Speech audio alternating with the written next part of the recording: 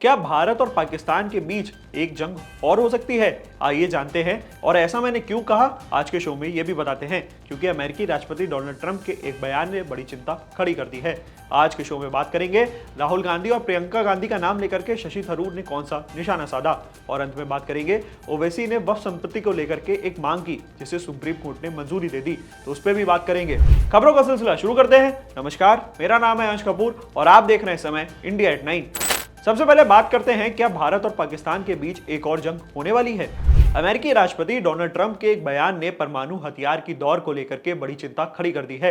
Trump ने दावा किया है कि पाकिस्तान परमाणु परीक्षण कर रहा है, जिस पर लंबे समय से केवल आशंका जताई जा रही थी। ट्रंप ने यह बात एक इंटरव्यू के दौरान कही, जिसके बाद उन्होंने अमेरिका को भी परमाणु परीक्षण शुरू करने का आदेश दे दिया। डोनाल्ड ट्रंप ने किन किन देशों पर परमाणु परीक्षण करने का आरोप लगाया है? ट्रंप के इस बयान के बाद भारत और पाकिस्तान के बीच तनाव क्यों बढ़ सकता है? इस समय भारत और पाकिस्तान के पास कितने परमाणु हथियार होने का अनुमान है? आइए ट्रंप के इस चौंका देने वाले दावे पर विस्तार से बात करते हैं। दरअसल सीबीएस न्यूज के एक खास कार्यक्रम 60 मिनट्स में दिए गए एक इंटरव्यू के दौरान डोनाल्ड ट्रंप ने बड़ा खुलासा किया। उन्होंने कहा, रूस, चीन, उत्तर कोरिया और पाकिस्तान जैसे देश परमाणु परीक्षण कर रहे हैं, इसीलिए अमेरिका को चुप नहीं बैठना चाहिए।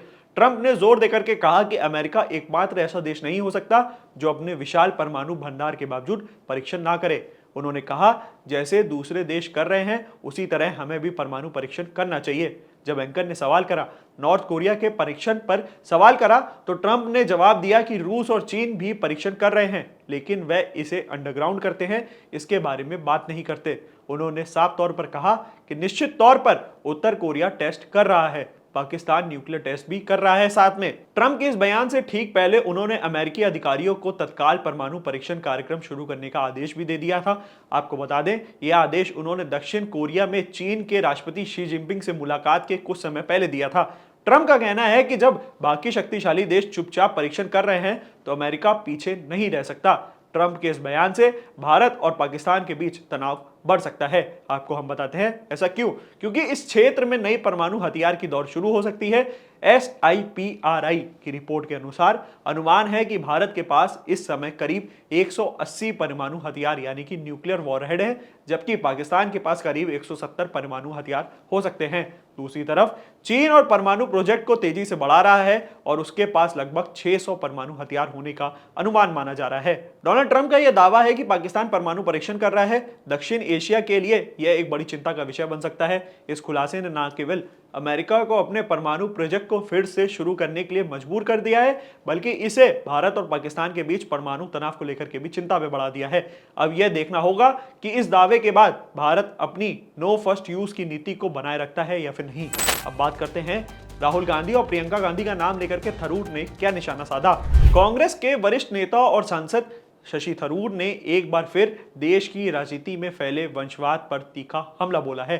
दिल्ली में हुए एक पब्लिक इवेंट के दौरान उन्होंने बिना नाम लिए राहुल गांधी पे निशाना साधा है। उन्होंने राजनीति अब सेवा नहीं बल्कि पारिवारिक विरासत बन चुकी है, ऐसा कहा। कांग्रेस के वरिष्ठ नेता और सांसद शशि थरूर ने एक बार फिर देश की राजनीति में फैले वंशवाद पर तीखा हमला बोला है। दिल्ली में हुए एक पब्लिक इवेंट के दौरान उन्होंने बिना नाम लिए गांधी परिवार पर निशाना साधते हुए कहा कि राजनीति अब सेवा नहीं बल्कि एक पारिवारिक विरासत बन चुकी है। थरूर ने कहा कि आज के दौर में पार्टियों में नेतृत्व की कुर्सी काबिलियत से नहीं बल्कि परिवार के नाम से तय होती है, जो लोकतंत्र की असली भावना के खिलाफ है।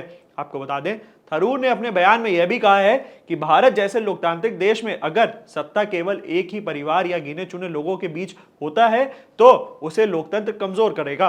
उन्होंने कहा कि काबिलियत और मेहनत कार्यकर्ताओं के ऊपर आने का रास्ता भी बंद कर देती है, क्योंकि सारी शक्तियां कुछ चुनिंदा हाथों में सीमित हो जाती हैं। उनका यह बयान ऐसे समय आया जब कांग्रेस लगातार अपने संगठन में युवाओं और नए चेहरों को शामिल करने की बात करती रही है, लेकिन नेतृत्व अब भी गांधी परिवार के इर्द गिर्द घूमता दिखाई दे रहा है। थरूर ने उदाहरण देते हुए कहा कि राजनीतिक दल में टिकट, पद और नेतृत्व की जिम्मेदारी अब योग्यता या जनता के समर्थन से नहीं बल्कि खून के रिश्ते से तय होती है। उन्होंने कहा, राजनीति किसी भी पैतृक संपत्ति नहीं, यह जनता की सेवा का माध्यम है। उन्होंने याद दिलाया कि जब उन्होंने कांग्रेस अध्यक्ष पद के लिए चुनाव लड़ा था तो कई लोगों ने इसे परिवार के खिलाफ कदम माना, जबकि उनका उद्देश्य पार्टी में लोकतांत्रिक प्रक्रिया को जीवित रखना था। अपने बयान में थरूर ने युवाओं को भी संदेश दिया कि राजनीति में आने से डरना नहीं चाहिए, लेकिन उन्हें यह समझना होगा कि यह रास्ता आसान नहीं है।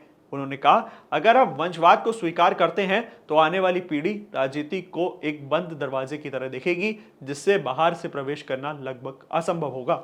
उन्होंने कहा, लोकतंत्र में असली ताकत जनता और पार्टी के कार्यकर्ताओं की होनी चाहिए, न कि सिर्फ कुछ परिवारों की। थरूर ने आगे कहा कि कांग्रेस समेत सभी राजनीतिक दलों को आत्ममंथन करना चाहिए कि क्या वे सच में लोकतांत्रिक सिद्धांतों को चल रहे हैं या फिर सिर्फ ये नाम के लिए दिखाई दे रहा है।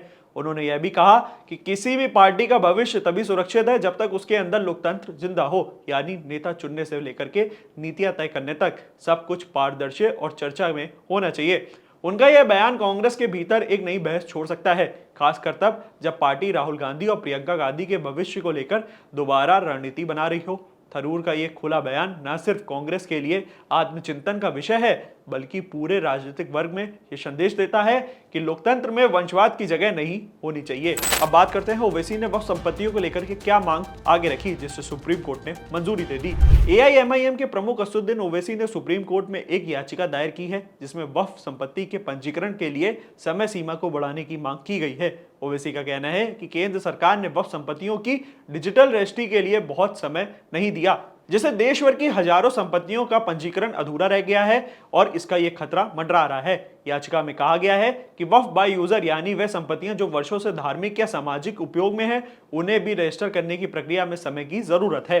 आपको बता दें, ओवैसी की दलील है कि इतनी बड़ी संख्या में वक्फ संपत्तियों का डेटा इकट्ठा करना, उनकी जांच करना और उन्हें पोर्टल पर दर्ज करना किसी भी राज्य में वक्फ बोर्ड के लिए 6 महीने में संभव नहीं है। उन्होंने सुप्रीम कोर्ट में अपील की है कि इस प्रक्रिया में डेडलाइन बढ़ा करके कम से कम 12 महीने की जाए, ताकि सभी संपत्तियों को सही तरीके से दर्ज किया जा सके, किसी भी धार्मिक संस्थान का अधिकार ना छीना जाए। आपको बताते चलें, याचिका में यह भी कहा गया है कि अगर वक्फ संपत्तियां तय समय में पंजीकृत नहीं हो पाती हैं तो वह कानूनी सुरक्षा से बाहर हो सकती हैं।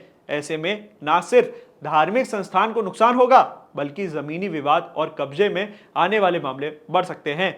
ओवैसी ने कहा है कि वक्फ संपत्तियां देश की सामाजिक सांस्कृतिक धरोहर का हिस्सा है और उन्हें किसी भी तकनीकी कारण से खत्म नहीं करना चाहिए। सुप्रीम कोर्ट ने इस याचिका को सुनवाई करने के लिए मंजूरी दे दी है और कहा है कि वह मामले की गंभीरता को देखते हुए इसे प्राथमिकता से सुनेगा। हालांकि अदालत ने यह भी स्पष्ट किया है कि अभी केवल सुनवाई के लिए मामला सूचीबद्ध किया गया है। इसका मतलब यह नहीं है कि समय सीमा बढ़ाने का आदेश जारी कर दिया गया है। अब अगली सुनवाई में यह तय होगा कि क्या वक्फ संपत्ति के पंजीकरण की अवधि बढ़ेगी या फिर नहीं। और तमाम ऐसे न्यूज की वीडियोस के लिए बने रहिए हमारे साथ, देखते रहिए India dot com. Thank you for watching.